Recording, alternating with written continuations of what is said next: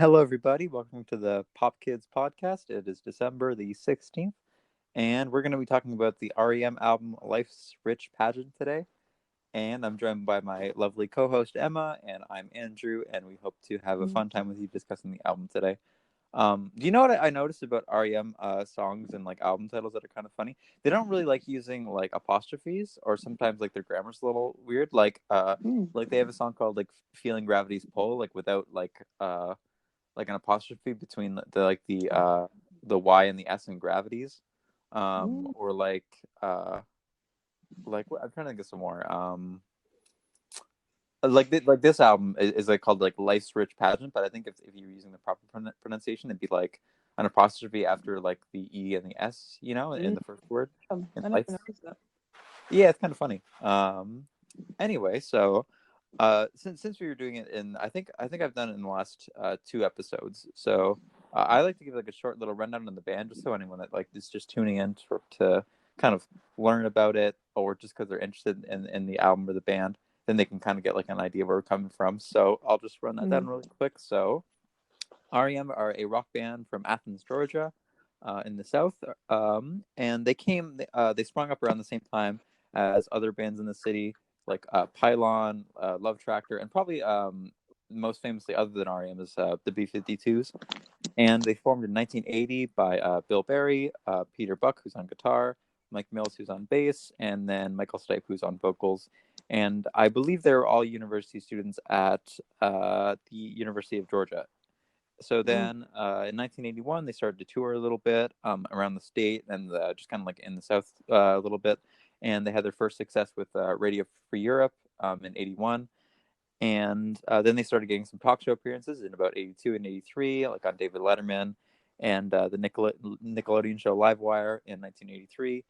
Mm. They have a bit of a long history, the band, because they've been together for a while, probably since like from like 80, I think, like I said, 1980 to about 2011. So they have quite a kind of like different, they have quite a long history to go through, but that's kind of a short summary. And then the same year they released Murmur in '83, they landed on Rolling Stone's Best Album of the Year list, beating out contenders Michael Jackson and U2, so some pretty big acts, Oh. which is surprising for newcomers. And then in the early Mm. 1990s, a lot of other alternative rock bands like Nirvana and Pavement, they started viewing REM as really kind of influential to their sound. And so they were credited with a lot with like kind of like the formation of like modern like indie rock music and alternative, at least in like the early 80s, that influenced a lot of bands. And then in 1997, Bill Berry left after suffering an aneurysm, unfortunately, and he was part of the band for a little bit longer. I think he contributed to like some of the stuff on Up, but then he left after that. And then they continued to the 2000s through various kind of like highs and lows, and then they disbanded in 2011. And I think they were conducted into the Rock and Roll Hall of Fame in 2007, I believe. And yeah, hopefully like that's some short information about the band. Um, I think despite them being really popular, I never really like was eager to like listen to them. I guess because their like radio hits don't really sound a ton like this album do, or like the early Mm. albums do, like Losing My Religion and like Shiny Happy People and like I don't know, like Drive and songs like that. They don't really sound a ton like their early stuff. It's more like energetic and like more guitars Mm. in there. And I think Oh. around this album, around Life's Rich Pageant in like 80, 86 ish, Peter started like changing up his guitar style a little bit to be like more, slightly more simple. And I guess just like, even though I like his early guitar style, I can see why he changed it up a little bit. Mm. Um, do you remember, before we started getting into it a little bit together, do you remember hearing any like REM songs on the radio? I was just curious what your relationship with them was like. Well, I do remember like hearing a lot of the same hit songs from them, like "Losing My Religion," "Shiny Happy People," and the one I love. Like I hear those three like a lot constantly on the radio. So Mm. yeah. Um. Um. Didn't really get into them too much after hearing those because I didn't think they were like, I don't know, like it didn't really catch me at first, but then like after getting into it with you, I started to listen to more of them and hear more of their sound, hear more of their like upbeat stuff, and kind of got me from there. So yeah. Yeah, I feel you. You know, it's funny how like different songs are popular in different regions. I think we were talking about that a little bit with like XTC and the Cure and stuff like Mm, that. So like I know the one I love is kind of like popular in the states a little bit, and I think it was here too. But just for reference, I'm in Canada and Emin's in the US. But here, like some of the big songs, like Orange Crush is pretty big, and then Losing My mm, Religion, and yeah, not a ton other than that. I think those are kind of the big ones. Shiny Happy People play sometimes, and occasionally they'll play like What's the Frequency, Kenneth, mm, from I think their 1992 album, I believe, which is Monster, and yeah. So I guess it's kind of weird to see what songs are popular where. I know I know in the UK, one of the singles from Automatic for the People, which was "The Sidewinder Sleeps Tonight," that was pretty popular mm. in the UK in like the '90s. Whereas like songs like Oh, "Drive" and like "Everybody Hurts" were more popular in the US. So, but mm, yeah, it's kind of funny how like when bands get popular sometimes, like it's not always their like their signature sound that kind of like shows up. Like mm, like we were saying about the Cure, like I don't know if like Friday I'm in Love or like just like Heaven is really emblematic of like their like history as like songwriters. right. It's mostly kind of like dark and kind of like artsy a little bit. Mm, Um, like the stuff on like Pornography or like the early like albums. It's not really like what would happen later, you know. But I mm. guess it's similar to like maybe like the Love Cats or something like that. But anyway, getting back into REM. So what did you think of the first song? Emma, Begin to Begin. Did you have any thoughts about that?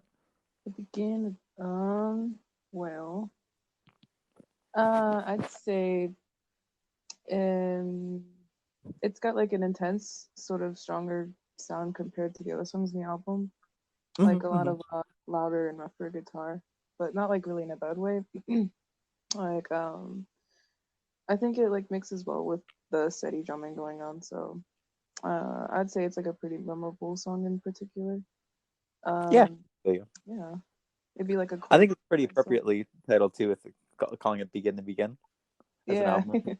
Mhm. Uh, yeah. Sorry, we're gonna say something else. I hope I didn't interrupt you. Well, I was just gonna say like it'd be just a little bit better if the song was just like maybe a minute or so longer. Yeah, you think so? You want to be a bit longer? Yeah, just a little bit. I gotcha. I feel like it was about the right time. I think it's like 3.5 minutes or something like that. Mm, Um, but yeah, I've for me, unlike these days, I thought this track kind of like grew on me the more I listened to it. mm, It didn't really appeal to me at first because something about it sounded like really, like kind of like grungy and kind of rocky, and like I couldn't like get into the melody a lot. But now I kind of dig it a bit more. And mm, I noticed that it's interesting how some of their first tracks on their albums they're pretty rocky and pretty heavy, and then it kind of mm, like slows down a little bit. Like the first like Murmur starts with like Radio Free Europe, and then it goes into like Pilgrimage, which is a little bit slower. On Reckoning, they have like Harbor Coat, which is pretty fast and not really heavy per se, but pretty like fast and energetic. And then um, yeah. after that, it kind of slows down a little bit. And then so I'm trying to think of their '85 album on Fables of the Reconstruction. It starts with like Feeling Gravity's Pull, and I Mm, can't remember what the second track is, but I think it's a little bit slower too.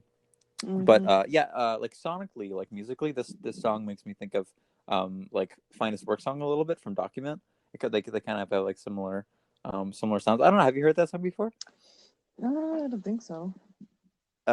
It's like down, like anyway. Yeah. They sound both kind of heavy. I don't know if I could play a snip or something, but if you guys want to like listen by yourselves, I feel like those two songs are kind of similar. But yeah, I liked it quite a bit. I thought it was catchy, and I like Michael's delivery on it. Mm-hmm. And yeah, I guess we'll move on. So, what do you think of these days? Did I see? I have a hard time getting into it, but what did you think of it? Well, the first thing I noticed and like the thing I liked a lot about the song was again like the heavy drum beat sort of taking over like the guitar playing. I thought the drum playing And was really good too. Yeah. yeah. And like for this kind of song I feel like it'd be something nice to listen to when you're like taking out like a drive in the nighttime with your buddies or something. And I thought Michael's singing was like also very pleasant. So it made I me could like see that. quite Yeah. a bit. Hmm. Yeah, I don't know if this is my least favorite song on the record, but I just had a hard time getting into it, and it's kind of Mm, like I'm kind of like in the middle, but like it's not like bad or anything, but I think all the instruments sound fine, but something like just doesn't grab me right mm, away. Um, but yeah, it's not too bad. I think it's perfectly fine. Um, mm. and I like the kind of like dissonant guitar Peter has in the song, so I think it has pros. Yeah. Um, I guess we'll go on from there. So I next is probably close to my favorite song on the record, which is "Fall on Me." Do you want me to lead for this one since you were talking about the first two? Um, all right. Well, I thought this was pretty catchy, pretty nice, but just like I guess just a little bit toned down in like terms of Mm-hmm. the rhythm and instruments in a way. No, I can Uh, see. Yeah, but it's more kind of like simple.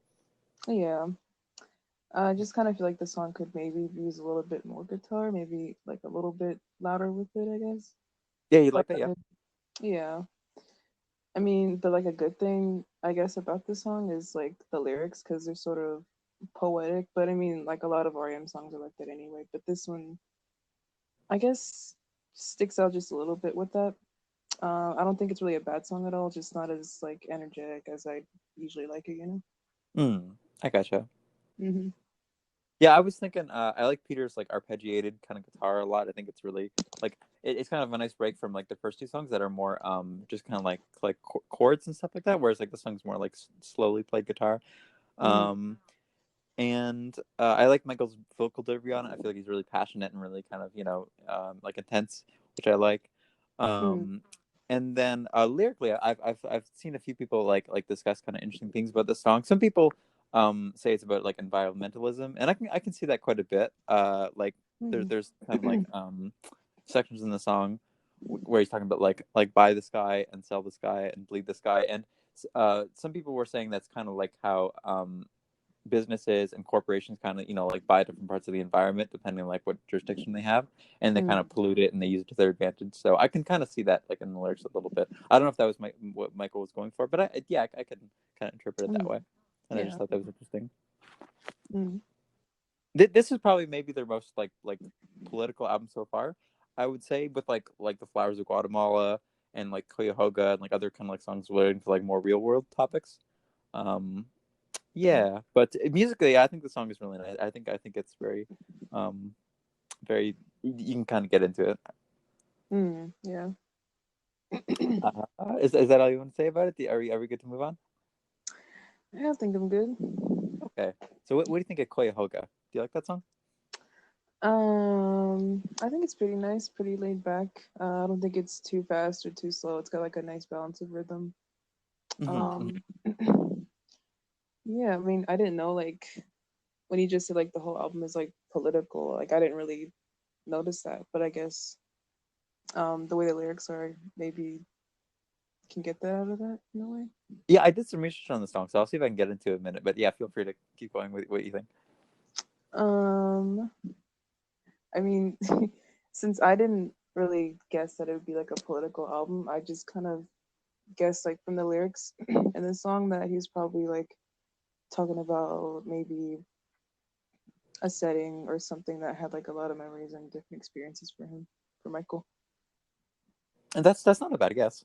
Um, yeah, I was gonna say like musically, I like the guitar a lot in this one. I think I like Mike's bass playing, Mike Mills on the Mm, opening. I think it's very kind of like moody and cool. Kind of reminds me a little bit of Old Man Kenzie from Fables. mm, Um, and yeah, so lyrically, I think that might be a little bit about colonization and kind of like land struggle. So like some lyrics are like our fathers tried, erase the parts they didn't like. So I think that's like colonizers or like foreigners coming to a country and like changing parts mm, of it. So like the natives and like the culture a little bit so that they can kind of like establish it more, as like the kind of nation they want, and mm, then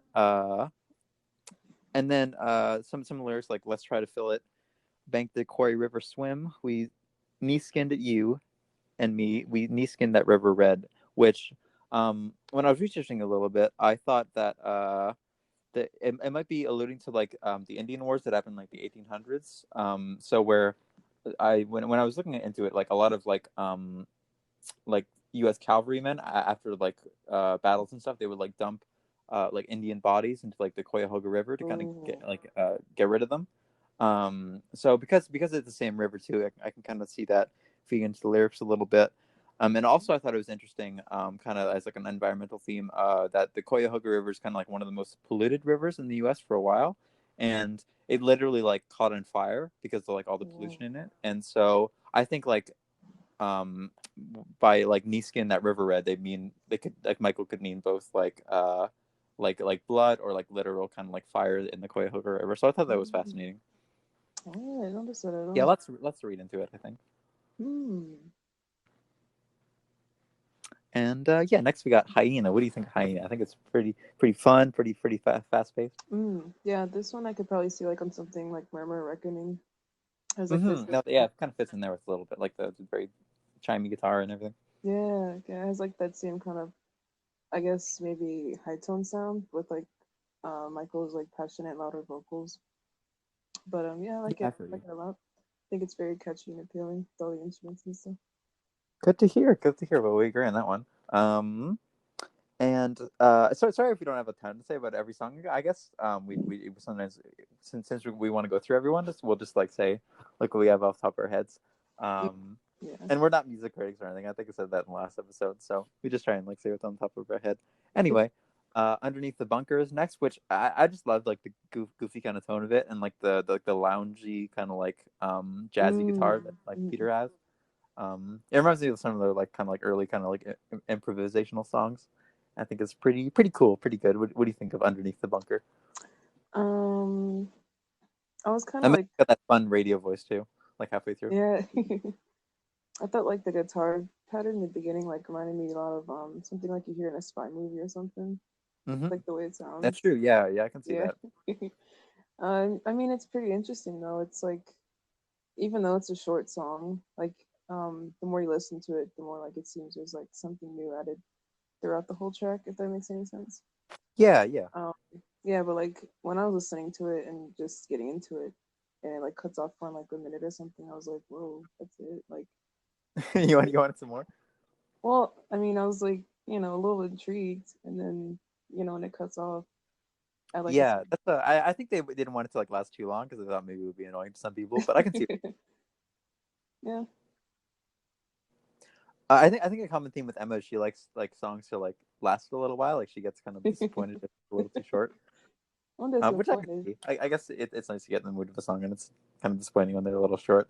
Um, I think both Hyena and Underneath the Bunker are good breaks between some of the more heavy kind of like sounding songs on the record too. Mm, Like not really musically, just kind of like thematically and kind of like slow. And so it's nice that they're broken up because I think like if they had like say like Flowers of Guatemala and then like Fall on Me and then like I don't know, like Swan Song or something. I don't think that would be like good for the flow. So I like the way they kind of like organize the track listing in this mm, album. Also, I was gonna say it's kind of interesting that this album's pretty long for like just like a like a double sided album.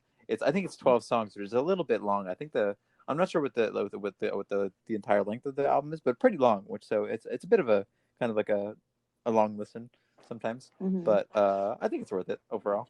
But anyway, so the Flowers of Guatemala is a fairly kind of like political song too.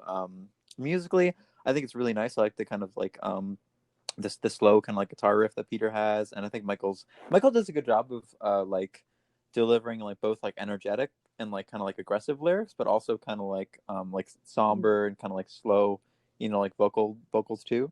mm, So I think that's a good talent of his. But yeah, hopefully this doesn't sound too heavy for anyone that just wanted to discuss the music. But this song, just because I find it fascinating, this song I think is about the like the genocide in Guatemala that happened in like the early '80s, so like '81 to '83. really? And I was looking at apparently, and Mm, I was looking at this website called antiwarsongs.org, which gave me a lot of good information about it. So one of the users whose name is DQ82 had some good historical insight. He said, in a nutshell, the CIA overthrew a democratically elected government because it was restricting U.S. corporate interests, like the United Fruit Company there.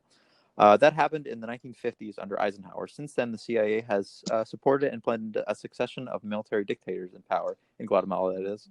And then these dictators and the military machines they upheld have slaughtered a total of 110,000 Guatemalan peasants over the Mm. years. So all documented by human rights groups, though not by the U.S. press. So then Peter about the song, I think that's kind of what they're getting at because in a video interview, he said 40 people a week disappear in Guatemala. Why? Where do they go? Why do we support that? And then he also said it doesn't mention political oppression or the death squads, but I think it gets across. So yeah, a lot of like historical and kind of like I guess they're trying to like draw aspects to like America they both like and dislike. So Mm. there must have been like a I don't know like a I'm trying to think like a band like maybe like Leonard Skinner or like I don't know like just bands that like more like kind of glorified the American image. I think like they have a lot of like pride for like being American and they respect a lot of the values, but they have like critiques about living there too, which is very very fascinating. It comes across as like honest. Yeah, yeah, yeah. Be a very nice song, very kind of like somber. And I remember I put here too that it's nice that if you're looking for to read into the lyrics, you can do that, but it doesn't hardly any REM song lyrics are like overwhelming or like overhanded. So you No. can just enjoy either musically or like trying to decipher more stuff. Mm. I know some people didn't know that like Talk About the Passion was like a song about like homelessness and kind of like hunger and that sort of thing until like people saw it in like the notes for like the compilation album. So I thought that was kind Mm. of fascinating too. I guess Michael kind of like buries lyrics a little bit and explains it in kind of like cryptic ways, so it's Mm. not always easy to understand. No, that But makes a lot of sense. yeah, so I think we're just about over with like kind of political songs for now. So it's gonna get a little more lighthearted. So next we have is there anything you want to say about that? I was talking all the time there. Is there anything you want to say about the flowers of Well, Guatemala, Emma? I mean, despite like what the song's about, I thought like the title was pretty and like the song itself is pretty overall.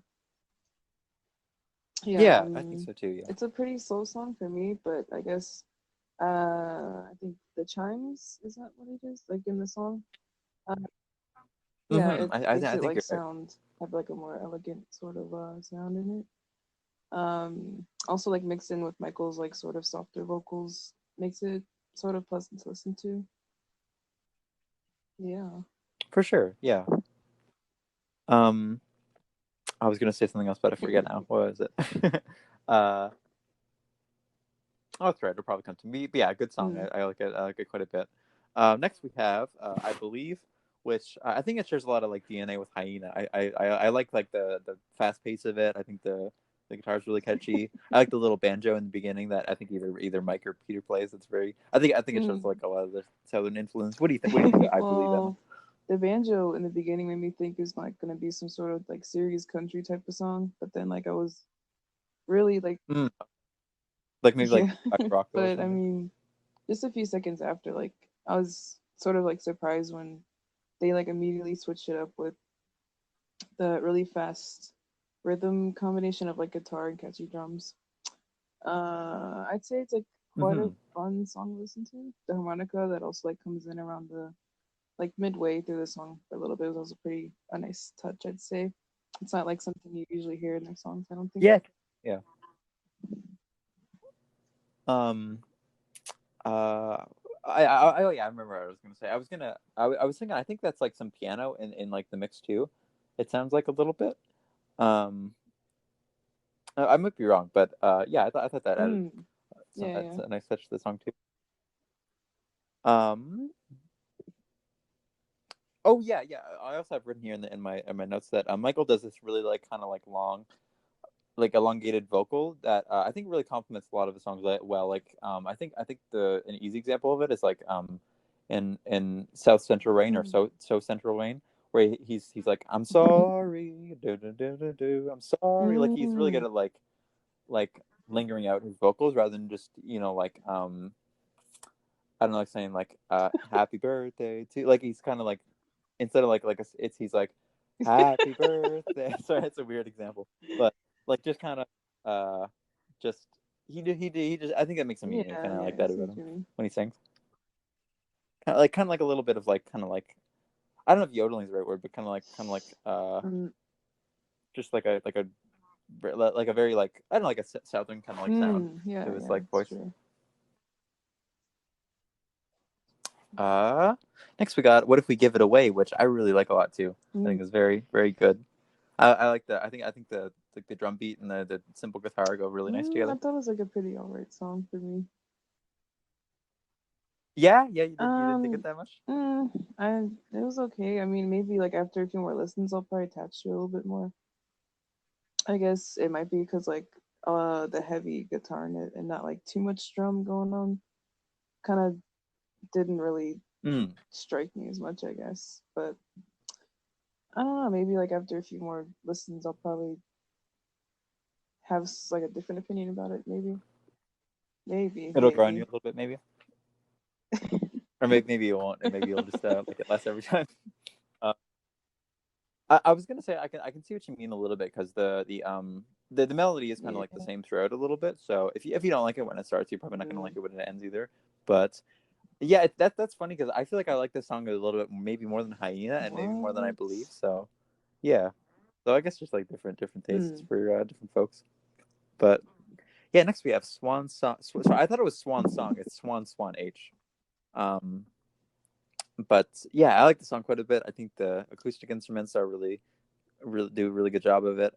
There's a really good live version on YouTube for anyone who wants to look it up. Mm. Maybe I'll leave a link to that in the description. But yeah, I think the like the softer instrumentation kind of like makes it stand out between some of the other songs in this album, and I really dig it a lot. What do you think of the Um, song, Emma? I think this is just another okay song for me. Yeah, Just so so, I yeah. guess it's just because of the pace and I guess maybe lack of certain instruments. Um, just like Follow Me, I think the song has like very intriguing lyrics to it. So it's not like bad for me. I think it's just alright. Yeah, it's tricky to find out Yeah, what like it the means like usage of lyrically a little bit. like when Michael used like animals and objects. I guess he could have you like guessing what the song's about and why he like maybe use those particular things on the track. Yeah. Mm. I feel like I don't know if it's just me, but I feel like slower REM songs tend to have more intricate lyrics compared to like their upbeat and more energetic stuff. Yeah. Yeah, sometimes. I guess it's just me, so I kind of feel like it's sort of a pattern, but I could be wrong. For some reason, I seem to confuse this song with "Disturbance at the Heron House" from Document, just because I guess they're both a little bit slow, and they both have Mm. like birds in the title. So, but they're they're pretty different, and that for some reason I just mix them up. But yeah, I think I said everything I wanted to say. I like the song quite a bit. I like the guitar in it. I Yeah. think Michael's vocals are pretty good. But yeah, let's see here. Next we have Superman. What do you think of Superman? Emma? Do you I like think it? it's pretty good. It's very upbeat, very catchy, nice rhythm in the hook. Hmm. Um, It's nice that Mike gets some yeah, time yeah, yeah. singing. Well, I mean, at first I didn't really like this song too much, but I didn't think it's like very memorable. But I noticed like after listening to like a few more times, I started like a little bit more and more. So yeah, like Yeah, that's pretty well good. now. It's got really nice heavy drum beat coming in through like the middle of the track and like a nice balance with the guitars and stuff. So yeah, I think it's a pretty good song overall. Yeah. I agree. Uh, I was gonna say I don't know what it is about their production, but they seem to like bury Mike a little bit whenever he has like his own song. Like in Near Wild Heaven, I feel like they should mix him higher. And like Don't Go Back to Rockville, I feel like he should be. No, sorry, that's Michael singing that one. But whenever Mike has like a song of his own, I feel like he should like be higher in the mix. Mm-hmm. They kind of mix him like weird, like his vocals sound kind of like below the rest of the instruments. And here's a good example. Like he sounds a little bit too echoey to me, but that's just my opinion. Um, Oh, also, no, I don't know if you know this, but this is a cover of a song from a band called The Click. But it sounds a lot like just like a regular R.E.M. song. They kind of they pull it off pretty good. Um, and yeah, I remember in a video interview, Peter and Mike, they said that they used to sit around and like listen to the song, and it was like a personal favorite of theirs. So they were thinking about covering it for a while. They were just trying to like get how to play it down, like Mm. the chords and stuff. So Oh, yeah, but I think this is a fun kind of way to end the album. Also, the little kind of like the wind up toy in the beginning. It's kind of like a funny way to like start the song. Do you know what I mean? Like the little it's there's like a mechanical kind of Mm. like voice in the beginning, and they kind of like you speaking Yeah, in yeah, English. yeah. Mm. Yeah, I thought that was interesting. Um, if someone happens to know what language that is, I'd be interested to know. Maybe I'll look it up on Google later. Uh, but yeah, anyway, that is Life's First Pageant by R.E.M. I thought this would be a fun album to cover because unlike maybe like Murmur or like Document or like Out of Time or something like this, I feel like I have more varied opinions on this album, so Mm. it's more Yeah. exciting to talk about. But what do you think you would rate this like out of 10 if you could, Emma? I would say I was thinking about it a little bit, but yeah, I'm probably 8.5. yeah, really, yeah, that's interesting. Really? I had the same rating actually. I Oh. 8.5, yeah, for me. I was thinking about giving it a 9, but I think just um parts of like maybe Hyena I'm not super hot on a little bit. I think it's just kind of okay. And then like these days I'm not really big on. It's funny that we have like opposite songs that we don't like. But yeah, it's still pretty good overall. And I think like Koyahoga and Fall on Me and Just a Touch are that's some of my favorites. What do you think is your favorite I song would from this album, Noah? say probably between Just a Touch, Begin to Begin, or These Days. Yeah. Gotcha. Okay. That's funny because I thought you were kind of like iffy on Just a Touch. You don't mind it that much? Probably can like No, I like Just compared a to some Touch. of the other It's I ones. like the energetic, the sound from it, the very upbeat stuff going on, the guitar riffs and all that. Okay, so it was maybe it was I Believe that you're kind of like half on, right? Um, no, I like that song pretty alright. Oh, okay, okay, all right, It was just like I got you. I think it was Swan Swan H, Follow Me, um, What If We Give It Away? Yeah, I think that's about it. Those are like the songs that are okay for me. Yeah. Okay, gotcha. Then which song do you think you maybe like least out of all these? Mm. Probably mm, I think What If We Give It Away might be the main one for me, but it's alright. Yeah. Interesting. Okay. I said this before, so it's not a surprise. But maybe these days it was maybe my least favorite, like Oh out of all these man. songs. But still not too bad. Not it's not like if another band wrote that song, I'm sure Mm, they'd be happy with it. So yeah. but yeah, thanks for tuning in, guys. And before we go, we have the segment of recommending an album at the end. So I didn't run this through the Emma, so I don't know if she can name one off the top of her head. So I'll say mine, and then Emma can have a think about it. That sound Yeah, good, Emma? sounds good. Okay, so I'm gonna recommend. The album, so I would recommend listening to Dazzle Ships. Yeah. Oh, hmm that's a good one. Good choice, I don't Emma. think that one gets like a lot of attention compared to like their other stuff, even though yeah. Yeah, OMD in general don't get enough attention. I feel like. I don't know. What do you think the most popular OMD album would be? Would it maybe be Crush? I feel like it would maybe because like what else do they have? It might be what's the album from 1980? What is it? Mm, Oh, Architecture Morality. That might be the other most popular OMD album because it has yeah. like Secret and sorry, not Secret. It has what's Paul's song It's in that album? I can't remember. the heck?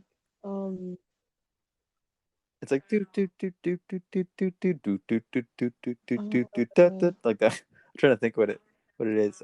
Shucks. Hold on, is I'll it I'll, I'll look Secret? it up on YouTube and we can remember. No, Secret is the one from Crush, I believe. Um, Um hold on. Paul song? Sorry, guys. We're just nerding out about OMD for a minute. For anyone that doesn't know the band, we call it OMD for short because the band name's really long. It's Mm-hmm. Orchestral Maneuvers in the Dark is the full name of the band. They're kind of like a synthy band from the 80s Mm. that are pretty solid. Uh, Do you remember Architecture the Morality. I'm do you remember the trying lyrics to to find the that track. song at all? Hold on. I'm pulling it up right here. Souvenir. Souvenir. That's what it is. Oh. I was gonna say yeah, yeah. So Architecture Morale has Souvenir, it's got Joan of Arc, and it's got Maid of Orleans. So it's probably some pretty big OD songs. So Mm. that one might be the second most popular one. But yeah, Dazzle Ships is a really good one too. Kind of artsy and kind of like Mm. experimentally, but it's still really good. It's kind of like a good mix between like poppy songwriting and like um yeah, more Mm-hmm. experimental stuff. So for anyone that happens to like OMD, I'd probably recommend like Human League and like probably Pet Shop Boys too. I feel like that's in the same roundhouse and Mm-hmm. New Order. Um, but yeah, we shall think about what album we'll do next. And I'd like to do maybe Ooh. XCC. That'd be fun. I was talking about with Emma what a fun album to do would be. Maybe XCC. I'm looking forward to maybe Mm. covering R.E.M again. I think their album from 2001, Reveal, is really cool. And pretty interesting to go through. Out of Time or Automatic for the People would be fun. Um, what other bands? Bjork would be fun. I'd really want to Mm. do like her debut, or like Post would be really cool to go through. The Sugar Cubes, her Yeah. band in the '80s, too, would be nice. Um, the Beatles would be fun to do. They're not really like our kind of like what we usually cover, but I like to do a Beatles album. Yeah, yeah, we'll ponder on it. We don't really like to put it a schedule because me and Emma are kind of like classic procrastinators, so we don't want to like let anyone down if we had a schedule or something. But yeah, thank you for listening. It's been a pleasure, and we hope to see I you again know. soon. Bye bye.